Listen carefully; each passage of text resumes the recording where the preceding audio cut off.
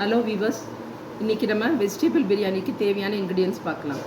இது சோம்புத்தூள், இது சீரகத்தூள் கொஞ்சம் அரை ஸ்பூனு, ஒரு முக்கால் ஸ்பூன் வந்துட்டு கரம் மசாலா, வெறும் மிளகாத்தூள், முந்திரி, தேவையான கரம் மசாலா, பட்டை லவங்கம் அதெல்லாம், அதுக்கப்புறம் பச்சை மிளகா கீரி வச்சுருக்கோம், புதினா பொடியாக கட் பண்ணி வச்சுருக்கோம், அதே மாதிரி கொத்தமல்லி கட் பண்ணி வச்சுருக்கோம், வெங்காயம். அடுத்து பார்த்திங்க அப்படின்னு சொன்னால் இஞ்சி பூண்டு விழுதுக்காக இது வச்சுருக்கோம், லெமனு, கேரட் அண்ட் பீன்ஸு, தக்காளி அண்ட் பட்டாணி, ஊற வச்ச பட்டாணி பீஸு.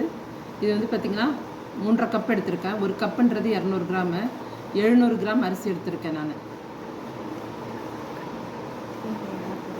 இதுதான் தேவையான பொருட்கள் எல்லாமே. ஆயில் ஊற்றுறோம், கொஞ்சம் நெய்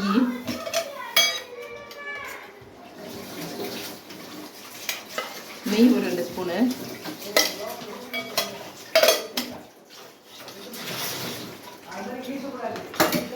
எடுத்து வச்சுருக்க அந்த பட்டை லவங்கம் அதை போட்டு கொஞ்சம் வெங்காயம் நல்லா செவக்க இது பண்ணணும், நல்லா செவக்கணும் கொஞ்சம். அப்போ தான் அந்த டேஸ்ட் கொடுக்கும் அந்த வெங்காயம். 1 2 2.5 ஸ்பூன் போடுறேன், அதுதான் நல்லா வாசனை கொடுக்கும். இஞ்சி பூண்டு தான் இந்த அதோடு சேர்ந்து வெங்காயமும் நல்லா வதங்கட்டணும்.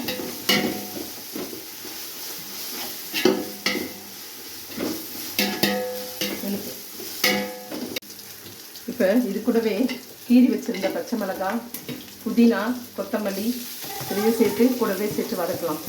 இன்னும் நல்லா வதங்கட்டும், வெங்காயம் இன்னும் வதங்கணும். பாருங்க, இந்த அளவுக்கு வதங்கின உடனே கேரட் பீன்ஸ் போடுறோம்.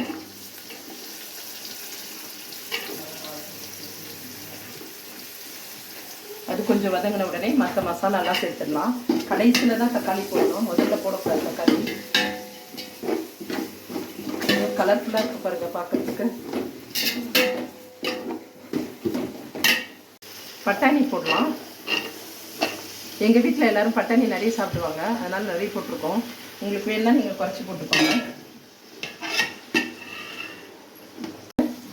நம்ம எடுத்து வச்சிருந்த மசாலாஸ் எல்லாத்தையுமே போட்டுடலாம். அப்போ இந்த நேரத்தில் உப்பு சேர்த்துடலாம். உப்பு போடுறதுல நிறைய பேருக்கு வந்துட்டு டவுட் இருக்குது.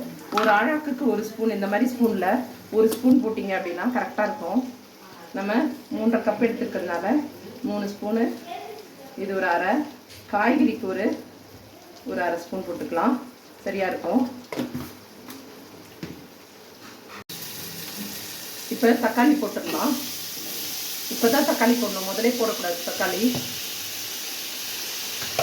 அப்புறம் பிழிஞ்சு வச்சுருக்க இந்த லெமனு, கொஞ்சம் தயிர் ஆட் பண்ணிக்கலாம், போதும். 1 கப் அரிசிக்கு 2 கப் தண்ணின்னு சொல்லிட்டு காய வச்சுருக்கேன். ஏன்னா சுடு தண்ணி ஊற்றினா நல்லாயிருக்கும். நம்ம டபரால செய்யறதுனால டக்குன்னு சூடு பிடிக்கிறதுக்கு ஈஸியாக இருக்கும். ஏன்னா முதலே முந்திரி போட்டால் ஒரு மாதிரி கருத்து ஒரு மாதிரி ஆகிடும். இந்த ஸ்டேஜில் போட்டால் நல்லாயிருக்கும் முந்திரி. இப்போ இந்த ஸ்டேஜில் அரிசி போட்டுடலாம். அரிசியும் சேர்த்து ஒரு வதக்கலாம். ஏன்னா நம்ம தண்ணி தான் கொதிக்க வச்சுட்ருக்கோம் இல்லையா, அதனால். அரிசி வந்து அரை மணி நேரம் ஊற வச்சுருக்கேன், கழுவி நல்லா வதக்கிட்டு இப்போ நம்ம கொதிக்க வச்ச தண்ணி எடுத்து அதில் நம்ம ஊற்ற போகிறோம். இந்த ஸ்டேஜில் நீங்கள் உப்பு பார்த்துக்கோங்க, உப்பு காரம் அதெல்லாம் பார்த்துக்கோங்க. லெமன் எதாவது கொஞ்சம் இன்னும் ஆட் பண்ணுமா அதெல்லாம் பார்த்து செக் பண்ணிக்கோங்க. இது அப்படியே இப்போ டம் போட வேண்டியது தான்.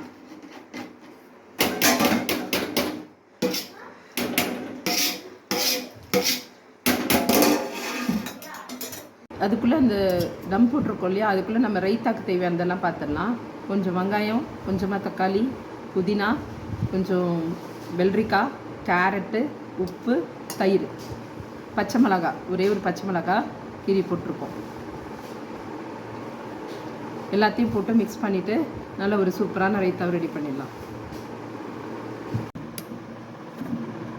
பொடியாக கட் பண்ண பச்சை மிளகாய், ஒரே ஒரு பச்சை மிளகாய் எல்லாம் போட்டு பாருங்கள், கலர்ஃபுல்லாக இருக்குது.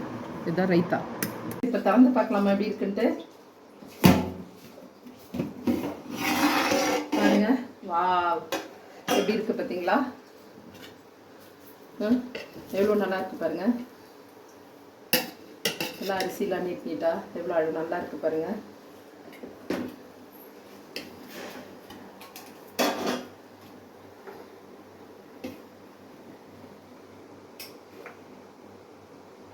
பாருங்கள், டேஸ்டி வெஜ் பிரியாணி